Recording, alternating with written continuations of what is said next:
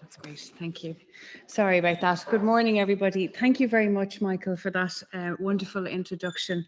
As Michael said, my name is Rachel Kenna and I'm the Chief Nursing Officer here in Ireland. I am absolutely delighted to be asked to speak at the Sigma 6th Biennial European Conference here in the Rcsi in Dublin. And Michael, thank you very much for your offer of support for me in my role.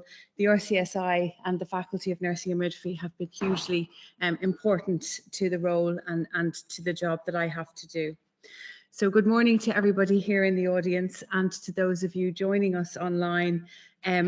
I would like to thank the organisers of the conference for this opportunity, but also for the important topics that have been covered and addressed here at this conference. And it is wonderful to see so many colleagues here in Dublin with us, and equally to be joined by so many international colleagues online. I'm going to talk to you this morning a little bit about my role as Chief Nursing Officer in building more sustainable health services. I am acutely aware as Chief Nursing Officer that I have a significant role to support nursing and midwifery in the development and delivery of more sustainable health systems. Nursing and midwifery have a critical role in coordination of care right across the system. Coordination at policy level remains a very important part of my role as Chief Nursing Officer. So, policy, excuse me, is a critical enabler of a sustainable health system. And my role not only supports the development of nursing and midwifery policy, but also coordinates knowledge and evidence to input into other areas of key policies across the system in the context of greening the health system. So nursing and midwifery have a significant role in that. I am privileged to hold such a strategic leadership position for the professions, which in Ireland is a very powerful position of influence. And I might just like to give you a little bit of a flavour of the range of policy areas directly in my brief, which I hope you will see there is a significant opportunity to influence health policy relevant to the area of building a more sustainable workforce system. So you can see there under my role, I operate at the level of Assistant Secretary General in the Department of Health. Now that might mean a lot to everybody, but that's a senior management position within the Department of Health. So nursing and midwifery are at the decision-making table, which is critical because the money is at the decision-making table. So I have to provide leadership and I oversee several areas of policy development. So not just nursing and midwifery policy, which is obviously the primary focus of my role, but I also have responsibility for policy for strategic workforce planning right across the health system. That's really important because nursing and midwifery remain the biggest workforce throughout the health system. So we have a huge opportunity to influence and drive. Population health screening sits under the Chief Nursing Office as well. And importantly, the National Patient Safety Office. So I hope you're beginning to see the connectivity across the policy areas. And Professional Regulations Unit, again, as the biggest regulated professions in the system, it's really important that we have that connectivity because from a policy perspective, our regulators offer us huge flexibility in terms of achieving it. It's a pivotal role as a chief nurse because I work closely with the Minister for Health every single day, but I also work closely within the operational services as well. So I'm that kind of central piece between the two, which is critical for policy. I was having a conversation a minute ago about sometimes we have wonderful policy and we fail at implementation. Sometimes we're amazing at implementation and the policy isn't fantastic. So getting that right is really important in terms of driving change and having a much better strategic approach to what we do. So the key roles then for me are leadership and influence, policy development and policy advice, assisting the government to achieve healthcare goals here in Ireland, and planning of health systems and services. So relevant to today in making our systems more sustainable, there's a number of key roles that I have to fulfill, and I do not do it as one person. So I'd like to just talk to you a little bit about how I actually achieve it. I'm supported in my role in all of the policy areas by a significantly large civil service team because it's a government department. But I'm really blessed in that I have a very small specialist nursing team. As a chief nurse, I'm actually a clinical chief nurse. And what I mean by that is that I haven't come through the academia system. I've come directly from 30 years of clinical practice on the front line. I've had senior management and leadership roles in the delivery on the front line, but I'm a clinical practice is my background. I worked at every single level as a nurse. So from a student to a staff nurse, to all of the different grades, and we have loads of opportunities here in Ireland. And at each stage, I took with me my clinical knowledge, and when I went into policy, as a new trajectory, I didn't actually realise the importance of gathering that knowledge at every different stage, because in order to inform policy, I have a real sense of what it's going to mean to the patient. And our power as nurses and midwives lies in the fact that we have a proximity to patients that no other profession has, which is a key to our success. So the office that I work with, again, as I said, this is really, really important. I have 3 deputy chief nursing officers who carry their own policy area in order to drive, deliver and lead, which is very linked in with research, evidence and academia. They are supported by 3 project officers, and all 6 of those nurses and midwives come from different areas of clinical practice, so that we have the full range of the breadth of nursing and midwifery input into policy, not just nursing and midwifery, but right across the board. So that's really, really important for me. The role of the Chief Nursing Office is obviously in the development of policy, but the most important part of it is the collaboration across the system. Networking locally, regionally and globally is critical for success as well. You've heard a lot over the last couple of days about what a greener health service or health system would look like. And in my own, from my own perspective, the dimensions that I think about often when we're developing policy are outcomes. Healthcare has to be effective, it has to be safe, it has to be timely, it has to be patient-centred, and it has to be efficient. Equity. Access and treatment must be without discrimination. It has to be for everybody, regardless of age, group, identity or place. And I think COVID-19 really taught us that. And it has to be fair. The system must be fair to the health professionals, the organisations and the institutions supporting us to deliver care. And I can see nursing and midwifery right across those dimensions as actors in all of those areas, and we have a really important role.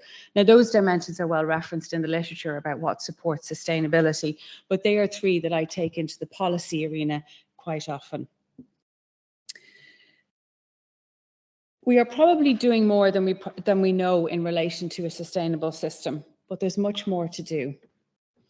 Globally, the scale of climate change means we need to make radical changes to how we live and how we work. The biodiversity crisis has highlighted the extent to which we are dependent on the planet we live in. The 17 UN Sustainable Development Goals adopted in 2015, they provide a fabulous blueprint for us to achieve a better and more sustainable future for all of us.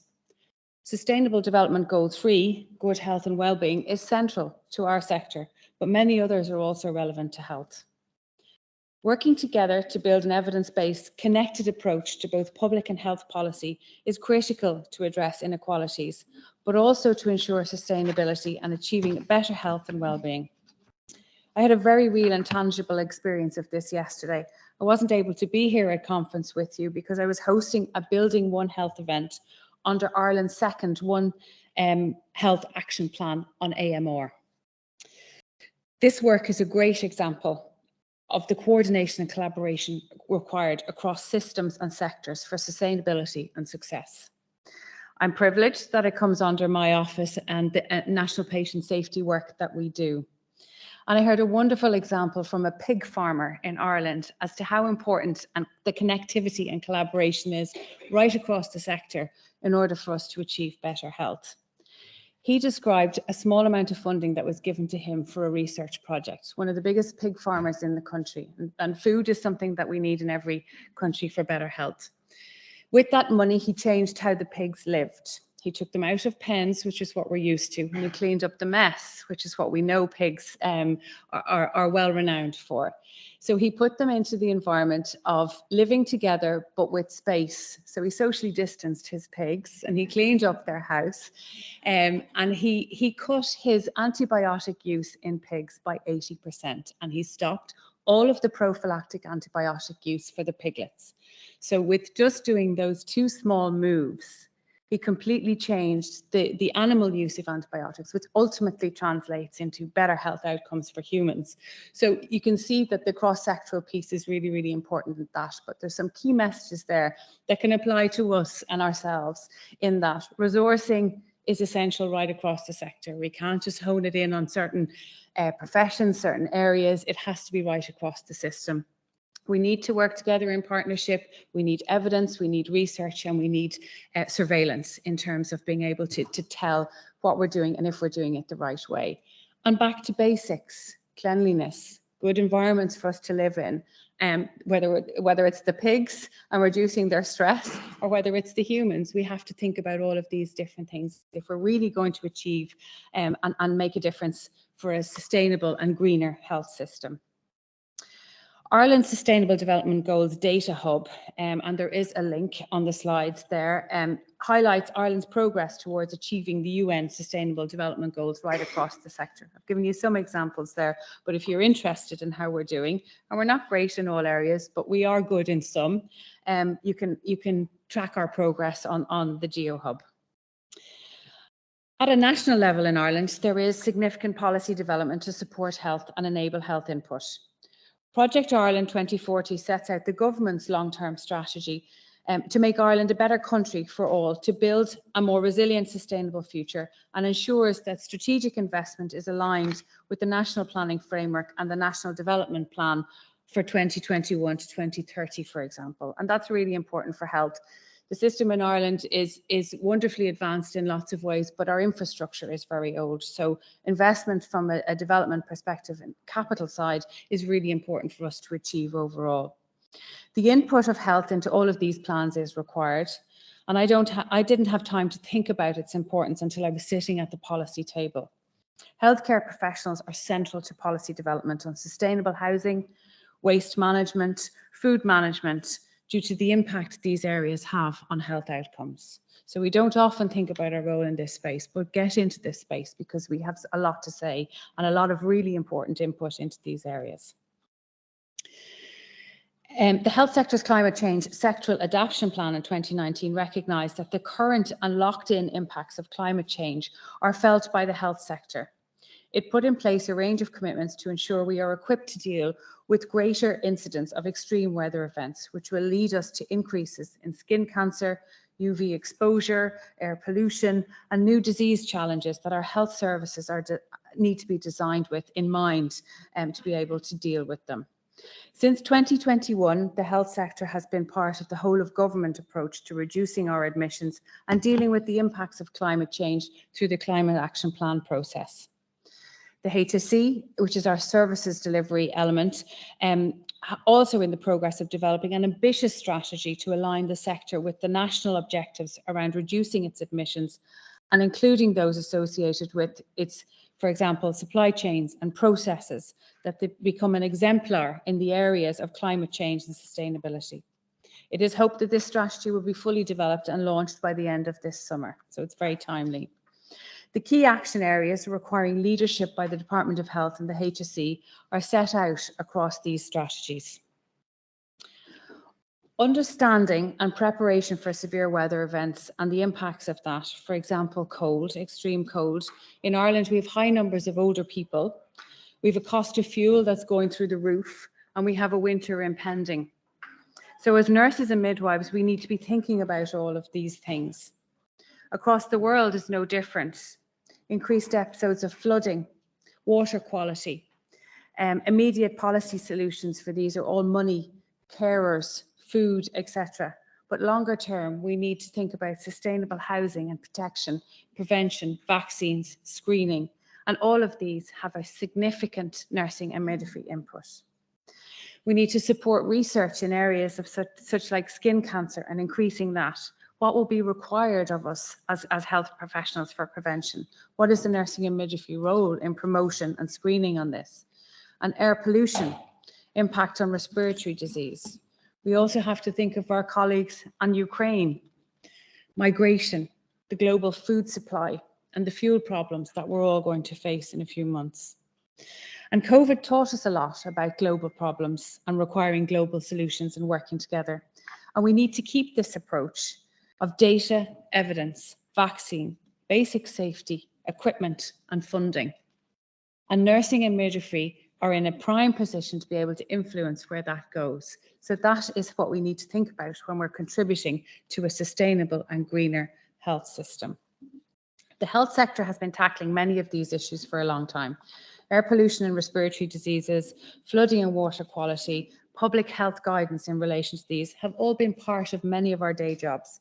And these challenges are expected to increase as the impacts of climate change become more severe. So what can we do together and what can we do more of?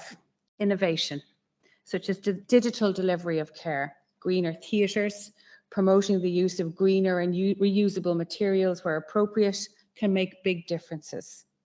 Emissions associated with anaesthetic gases, inhalers, medicines, chemicals, medical equipment are just some of the other examples of what we can consider. So next steps.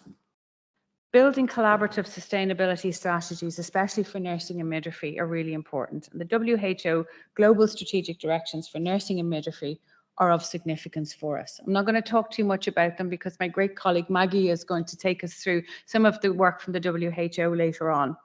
But this presents an evidence-based practices and interrelated set of policy priorities that can help countries ensure that midwives and nurses are optimally contributing to achieving universal health coverage and population health goals.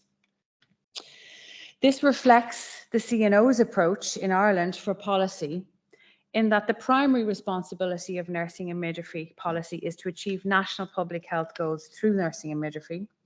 And the objective is to further strengthen nursing and midwifery workforce capacity to deliver and coordinate excellence in care design and delivery, fulfilling our potential as primary caregivers to the full extent of our education and training, and enabling the full economic value of our contribution to care to be realised.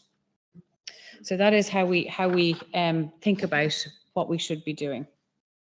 Nursing and midwifery in Ireland is undergoing a significant phase of growth, modernisation, reform, and this is underpinned and strengthened by a range of nursing and midwifery policy developments through my office in the Department of Health. And relative to today, we aim to deliver more care in the community, safer staffing and skill mix, education and career pathways. And these are all key nursing and midwifery policy areas for a more sustainable health service. Examples of these recent and extraordinary positive developments, I'm going to take you through some of them. I'm not going to read all of the detail on the slides, but the community virtual ward is probably the most recent policy development that we have been working on. The idea is to support integration of care through reorientation of the nursing and midwifery resource and facilitating a seamless transition across the acute and community care areas. It is enabled by digital solutions and has a clear governance structure to ensure patient safety is at the centre of the model of care delivery. It is a very flexible model of care delivery and can be applied across a range of care areas. It is greener in the sense that there's less need for car travel to hospitals if we're delivering the care in home. One nurse can go to 5 patients rather than 5 patients coming into the hospital for outpatients. It doesn't use paper, it's digitally enabled, etc., etc.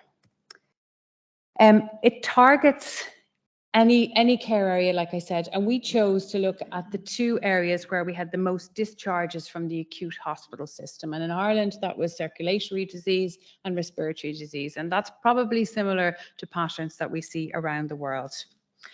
The community virtual ward can be accessed at several points from illness to prevent admission to hospital. So it can be that we take patients out of hospital settings earlier and provide more acute care in the home setting, or we can work with patients who are well, empowering them in their own care so that they can prevent exacerbations or intervene in their care, as in go to their GP earlier. So you can catch it at both ends and all the while maintain the patient at home.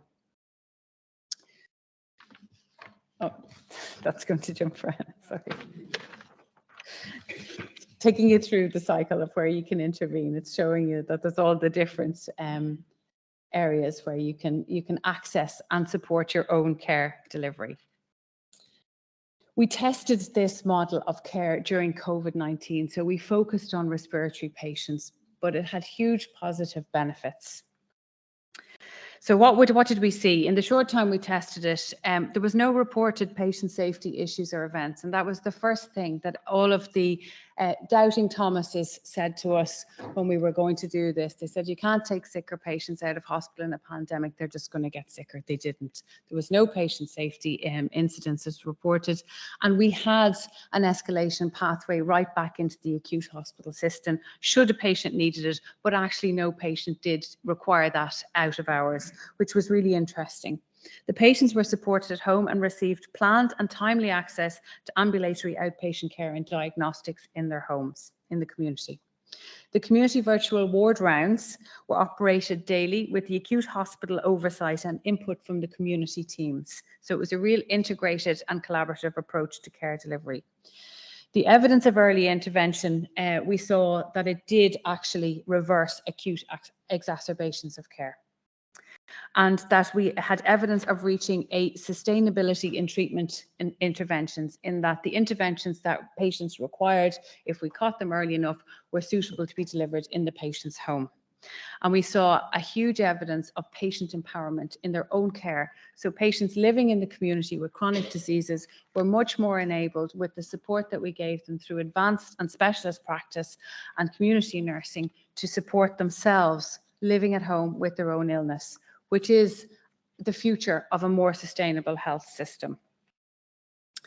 The core pillars of care that we look are subacute care, which is a deficit in the Irish system in the sense that looking at models, we've developed our acute system hugely. Our community system, we know, needs development, and there's a lot of focus on that at the moment, but it's this subacute piece that we now know we actually need some policy support as well as practice change to influence this piece. We tackle the social determinants of care, because this model can be applied looking after people in vulnerable situations, homeless people, our traveller population, etc., and it can be applied to that.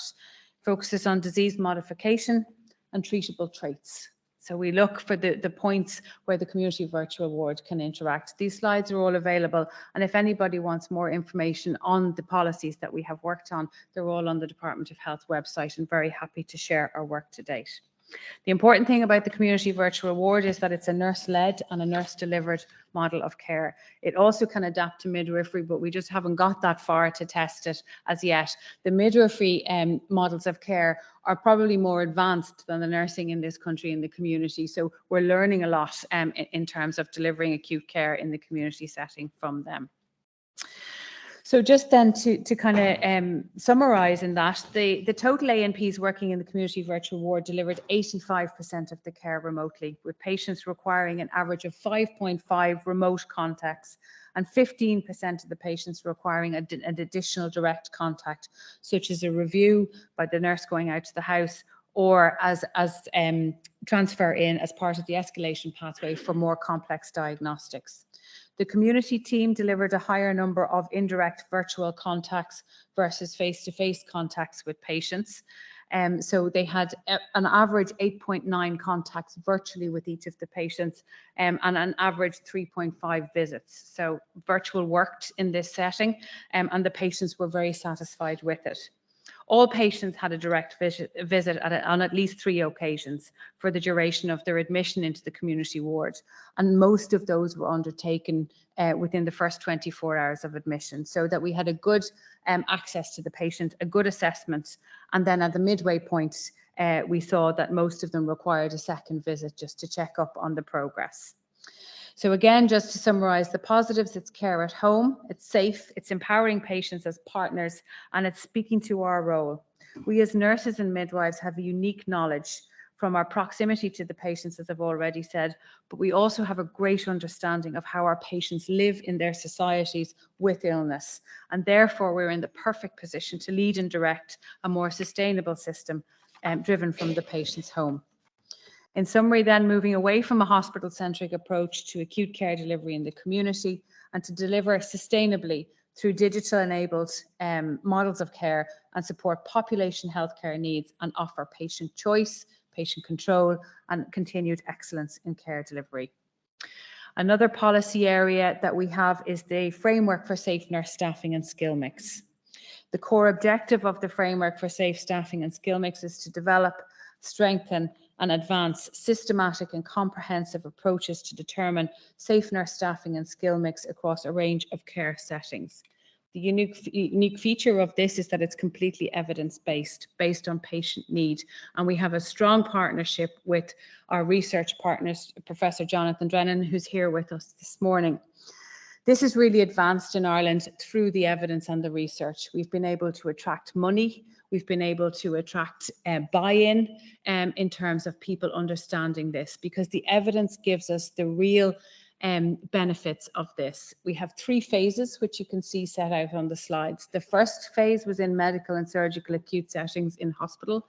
The second phase was in emergency departments, which has just been published and is available on the website.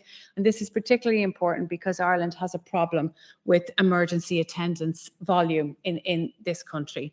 And we're starting and we're in the middle of testing phase 3, which is broken down into 3 different areas for safe staffing. And the first area is in long-term residential care, prioritised due to the COVID-19 pandemic and the significant impact that it had on our older populations in residential care.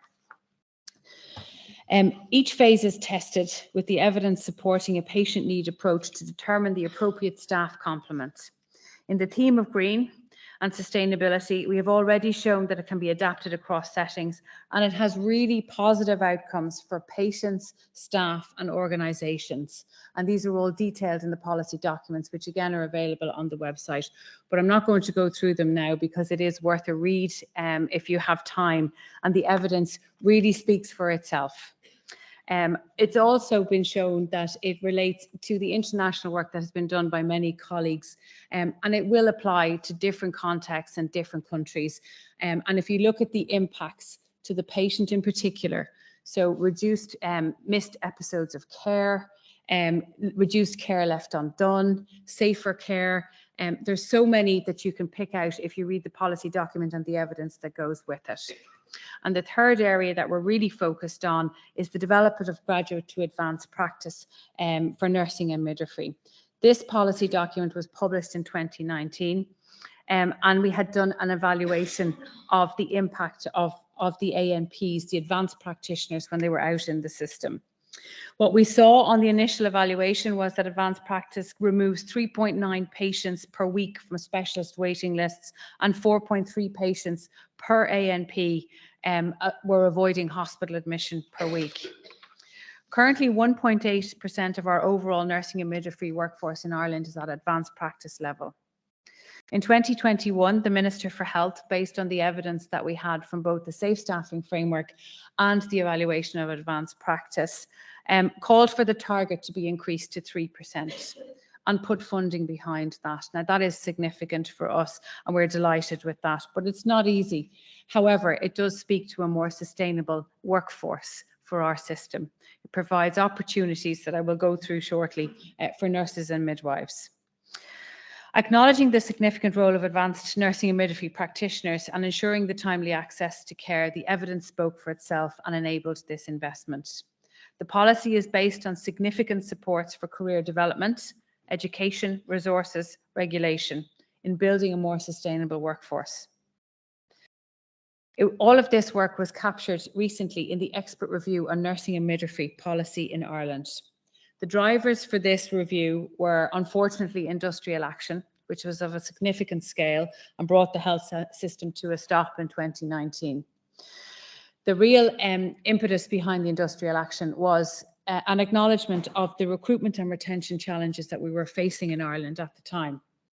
So we all had to get into a room and we had to come out with a solution to that problem. And that isn't just Ireland, as we all know, that's a global problem. And also in that context, we had just had new policy from a health perspective broadly in Sláinte Care arrived, which is major reform of our whole health system. So the opportunity was there to address the significant deficits from a nursing and midwifery perspective, but also to ensure that we were able to think about how we were going to implement this significant reform. The objectives of the expert review were to ensure the nursing and midwifery management structures were sufficient to support implementation of new nurse and midwife contract, address the pay differential that rose from the pay rise of the staff nurse, which was the first part of the strike solution, and increase flexibility and mobility of management grades and structures to enable the system-wide reform, and to provide strategic direction for the development of the professions over the next 5 years in Ireland in the context of what was going to be required under Sláinte Care, which is our broad health policy. The Expert Review Board report makes 47 recommendations under 4 distinct headings: nursing and midwifery workforce, education and professional development, digital health, and governance and leadership structures. And for those of you that are familiar with the strategic directions from the WHO, you will see that it reflects a lot of that connectivity and that we're all dealing with the same issues. In terms of nursing and midwifery workforce, the theme under that, there's a vision. And the vision for Ireland is that the population of Ireland will have their current and future care needs met by a stable and sustainable workforce through nurses and midwives that will be supported through career pathways and development opportunities that will maximise mobility and flexibility of care delivery. That's the vision. The recommendations will help us to modernise the approach for workforce planning and key initiatives required to address the shortfall in our domestic supply of the professions in line with reform requirements. And that also speaks to our commitment to ethical recruitment and addressing our own domestic supply. It will provide for the continued development of career pathways supporting the retention of our highly trained professionals. The second theme under education and professional development, the vision for that is for us to reform the scope and provision of nursing and midwifery education and professional development to meet the current and future healthcare needs of the population.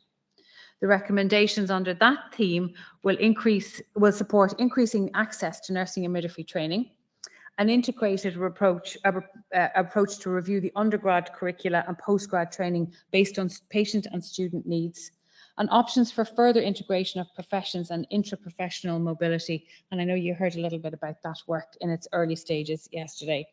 And we also need to maximise the regulatory supports for the professions in terms of ensuring that we achieve this. Under digital health then, the vision is that we will have nurses and midwives will engage and have leadership roles in integrated digital health approaches, enabled by the provision of appropriate technological infrastructure to enhance the delivery of patient-centred healthcare. In summary, what that means is that we are going to try and stay high touch in the high-tech world, because that's so important to our professions. Under the recommendations on this, we will be enabling nursing and midwifery leadership to deliver digital health by providing the professions with digital career pathways and resources for training, research, and appropriate clinical digital infrastructure.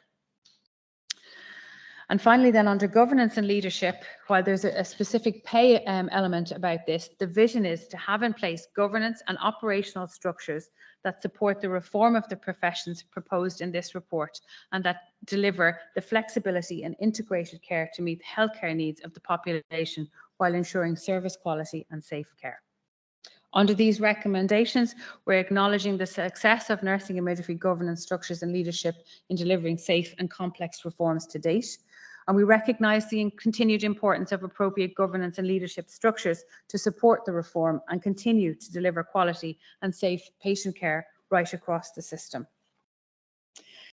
In summary then, the expert review offers huge opportunities for nurses and midwives here in Ireland to strengthen their capacity to deliver, coordinate excellence in care, integrate in a modern health system and fulfil our potential as primary caregivers to the full extent of our training, supporting us to demonstrate the full economic value of our contribution, in particularly with vulnerable groups, and directing and influencing policy on the determinants of health.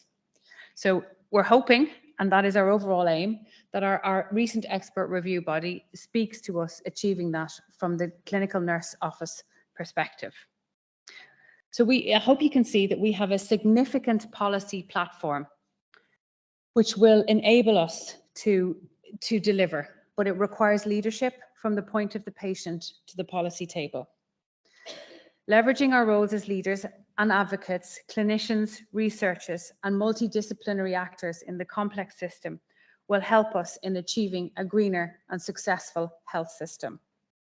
I'd like to finish by acknowledging the challenge I heard the President, Dr. Ken Dion, throw down on Wednesday evening to all of us to be bold.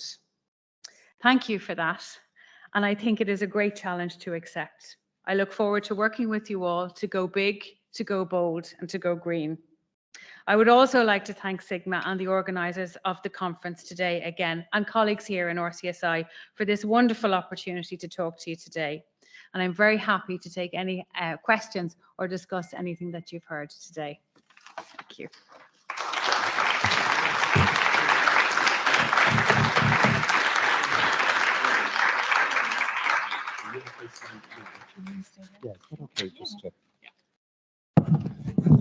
Thank you so much, Rachel, for an absolutely wonderful insight into the work you and your colleagues are doing in partnership with so many nurses, midwives, and professionals in Ireland and internationally.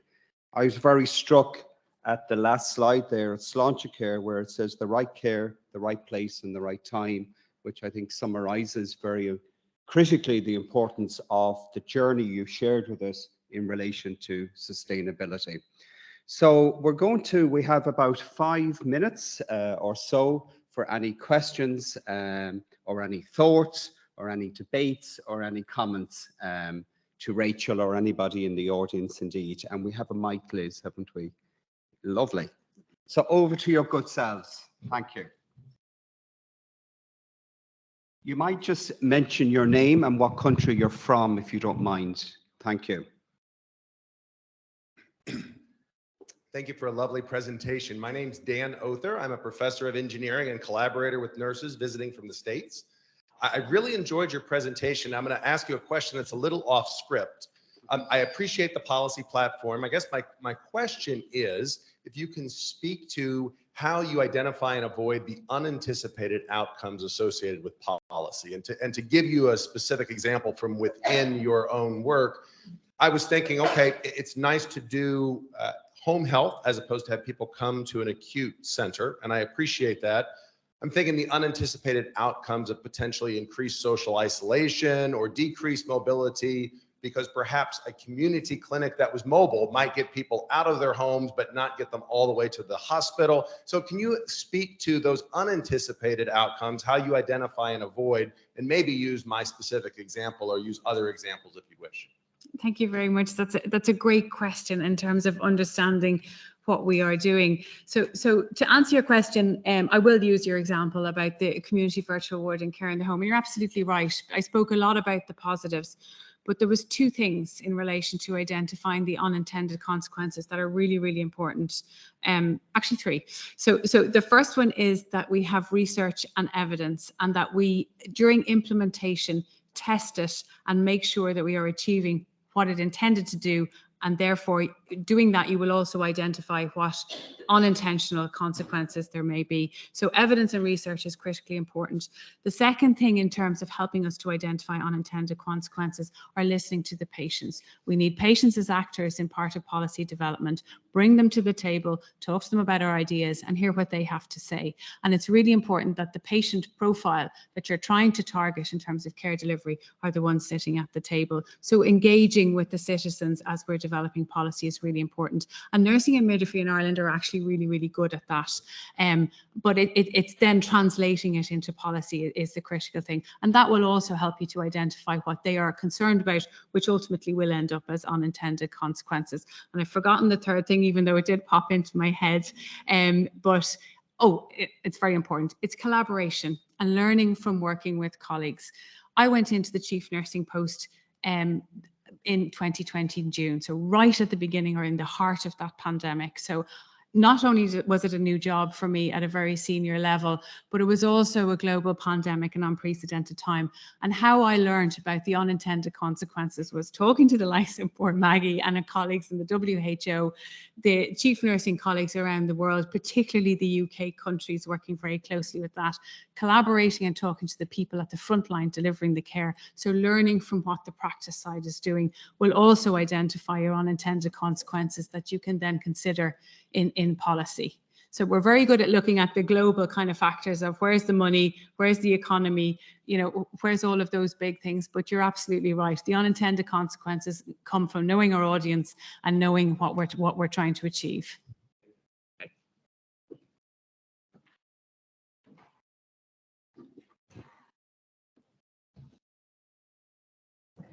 Thank you, Rachel, for that excellent presentation. I was just going to make an intervention and praise all the work that Rachel has done, but actually your question has triggered me to add to that.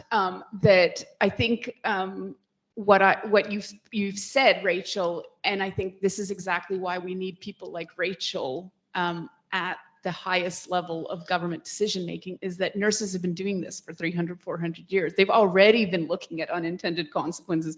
They've already been accompanying patients along the way. It's that this has not actually been recognized as what is needed for improving healthcare systems and the delivery of services to people. So innate and sort of integral to that, to the algorithms that decide if this patient is going to get a virtual ward visit, is a nursing lens that actually has been thinking about mobility and has been thinking about social isolation. So yes, there's always, we're not perfect and there's always more unintended consequences, but I think this gets at the reason why we need nurses and midwives at the policy making table to bring that lens. And that just hasn't been there and hasn't been perhaps appreciated by us sometimes, and owning that professional identity and that contribution to care, but also around with the people around us. So I just really want to thank Rachel for her leadership, because as we try to empower more and more chief nursing officers around the globe and countries, there are very few like Rachel.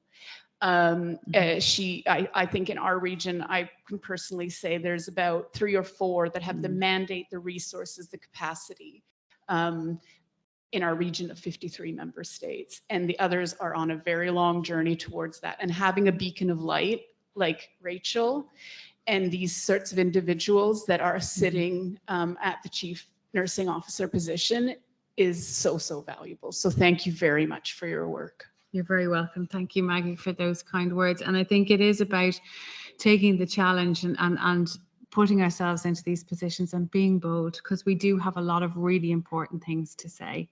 Helping me to have conversations across other sectors is also really important. So understanding what I do obviously is critically important, but enabling policy input, being able to learn how to talk to engineers, how to talk to scientists, how to talk to, I mean, that is how we have to think about it at the policy table. And supporting each other and learning from each other gives you that ability to be able to go in and be an actor in all of those other rooms. Thank you for your presentation. It's kind of in the same vein as the questions, but my question is more about focused on the nurse. You mentioned a lot of the safety outcomes were positive for the patient, and you guys didn't see any negative outcomes for the patient. I was wondering if you had or could expand on any of the information that you gathered from the nurse themselves having to go into homes, and the complications or the system complications that that challenge them to give the care, because it does sound like a very forward-thinking, getting patients out of hospital so that they can be in home. But what are the challenges that the nurse specifically had to deal with to overcome those? That's a super question, because if we're going to be successful at delivering better care through different models and innovation, we have to make sure that we have both enabled and prepared our professionals to do that, our nurses and midwives. So during the community virtual ward, before we started, the community system and the acute system were so far apart in terms of they were both delivering care to the same patients at different stages of illness, but they never communicated with each other until that discharge letter with a whole list of instructions was given out, and that was the communication. And that's not really helpful to either side. So the beauty of the community virtual ward was the governance structure that it provided. We put in nursing at advanced practice level, so their own profession was providing the majority of the governance. Now the consultants were an important part of it, but they actually didn't have to interact with the model so much. So our own governance with advanced practice level, so supporting all of the nursing structure underneath that to deliver the care was really, really important. Education and training before we embarked on it, listening to them, sitting with them, hearing what they were saying themselves, describing what they were going into. Blending the community and acute skills was really, really important. So an advanced nurse practitioner would go out to a patient's home and bring a community nurse with her. So working together, that really, really helped.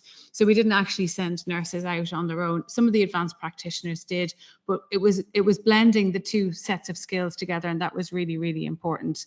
And having that governance structure with the acute pathway into the emergency department, supported by the consultants and getting them involved. So the nurses going in, no matter what they were going to face with their patient, knew that they had an instant track back in to get the support for the patient. The biggest concern, as we all know, with the nurses was, what if something goes wrong and I can't get to the patient, or I can't get the patient to the hospital quick enough? So giving them that assurance is really, really important, but also involving them in what that would look like. So waiting for somebody to answer the phone when your patient is sick is not going to be a great place to be.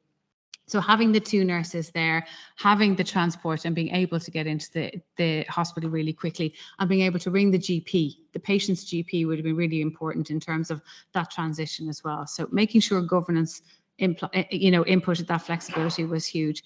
And also then making sure they had the equipment and the supports, and that there was money available if they had to get taxis quickly, if they were working late at night in the evening, and that they had the equipment and the contact. And also then making sure there was senior nurse in the acute hospital close by, that if they did need help out of hours, that they had access to nursing help, support and help as well. So it was the key things. Their patient was always the biggest worry, and then themselves and their own safety.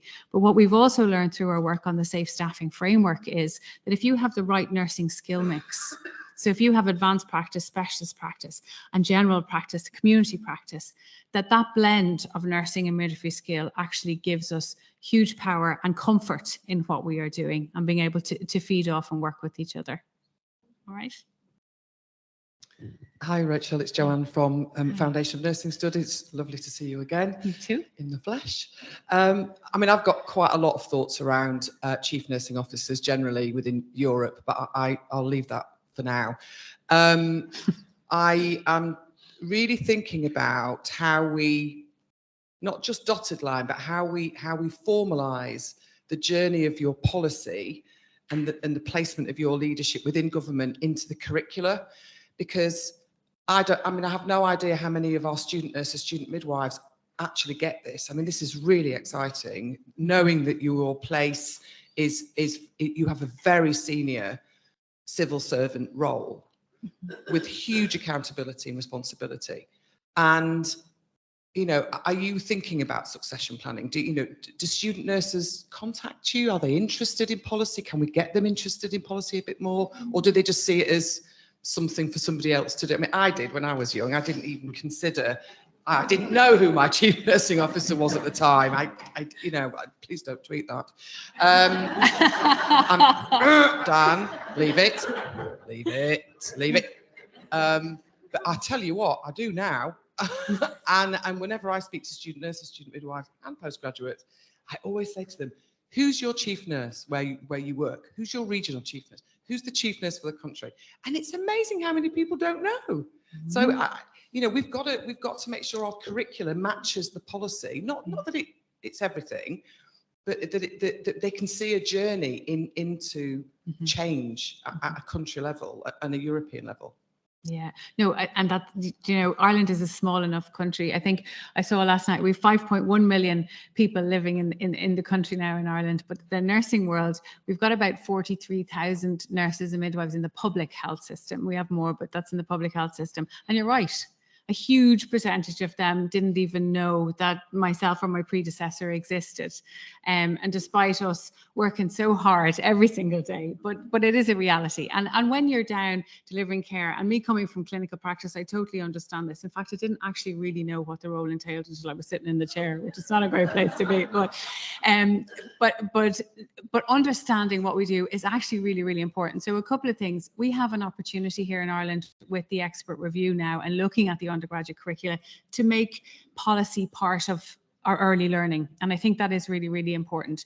The second thing is that through the Florence Nightingale Scholarship Initiative, and that went global as well, we took on the challenge. So we have now had, I think we're on our second cohort of 25 junior nurses coming in and working with me at policy level at various stages to get that kind of initial exposure. And of course, the team that I have, I probably should have said, is uniquely built on secondments in from service.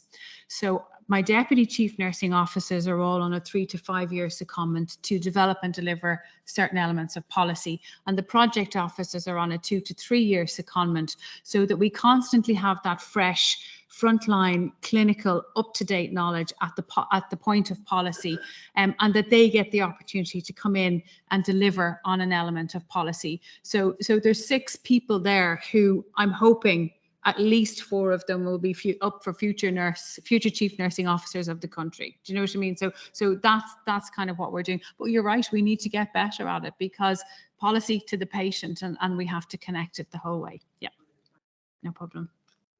Hello, my name is Catherine Hudson and I am from England. I think the accent may say I'm not quite British because I was born and bred in Jamaica, but I was trained in the UK. I think my question is really a statement that the engineer mentioned about unintended consequences of having older people in their homes. And I think because my speciality and what I love is geriatrics, I think we work quite closely with many charities, for example, Age UK, and they do have friends who will visit their home. And for older person, caring for them in their home at the end of their life is actually the most dignified way to do so, and evidence suggests that. In terms of falls, we work quite closely with the physiotherapists, occupational therapists, who will come and will give exercise, make sure that they have the right equipment for the mobility. So the actual benefit that the older person gets from staying at home outweighs them going to the hospital, which increases their risk of falls with fracture. And then that will reduce their quality of life drastically. And probably, we know that once you have a fractured hip, you probably have 5 years left. And I think I would like to stay in my home when I get older so I can actually live a little bit longer. So I think moving towards community care for the older person is something that we should all be in support of, because evidence suggests that's the best thing for the patient. Thank you.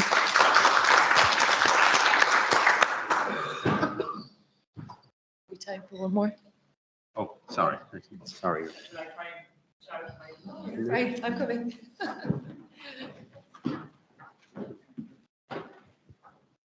Thank you, Rachel. That was a fantastic talk. And I just, going back to the previous question from Rose, with the fall off into policy from education, there's also a fall off with research. And a lot of the time, the research that is done isn't translated into practice. And as nurses, we're very much acutely aware of evidence-based practice, and if it is evidence related to a clinical practice issue, it gets translated.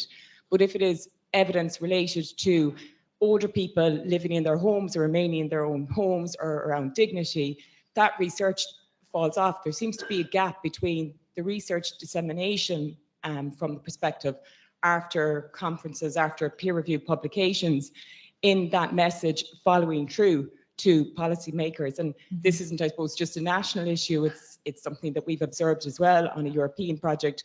But how, as nurses, can we have our research recognised as more valuable, especially in the cohorts that are more vulnerable, like older adults? No, that is a really important point. And I would have had no success with policy because we can talk about all of our great ideas and everything that we do, but it's no good unless you can go into a room with data and evidence and show that actually the impact is doing what you're saying that is going to be doing. So you're absolutely right. And how do we do it? I think a better understanding of policy and what is required in terms of the language of policy is research and evidence. There's no doubt about that. So I think that's one thing. And I think the other thing is working closer with our academic partners and all of our colleagues who have gone into education and understanding how we can translate it better at the point of the patient. So therefore that policy will be able to see and have that visibility. I think that's kind of an area that we need to go into. And I think also that the final thing I would say is that we need to consider how we teach our students and undergraduates in particular about the importance of evidence and how it is, and working collaboratively together. I think that global voice is significant in terms of building our bank of nursing and midwifery evidence, and particularly from the policy side of things, the more international evidence that we have saying the same things together, dealing with the same problems, that's powerful in and of itself.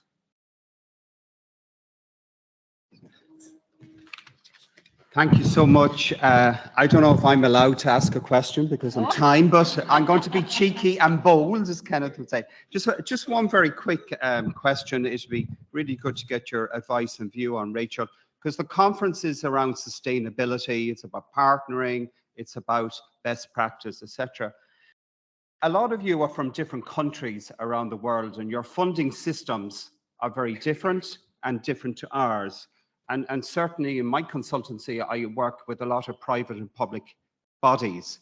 So I'm just wondering, in the context of sustainability and provision of care, public-private care, do you see digitalization as a resource to try and overcome and bridge those gaps to provide care in partnership with public-private? Or do you just have generally a view on that, Rachel, you know?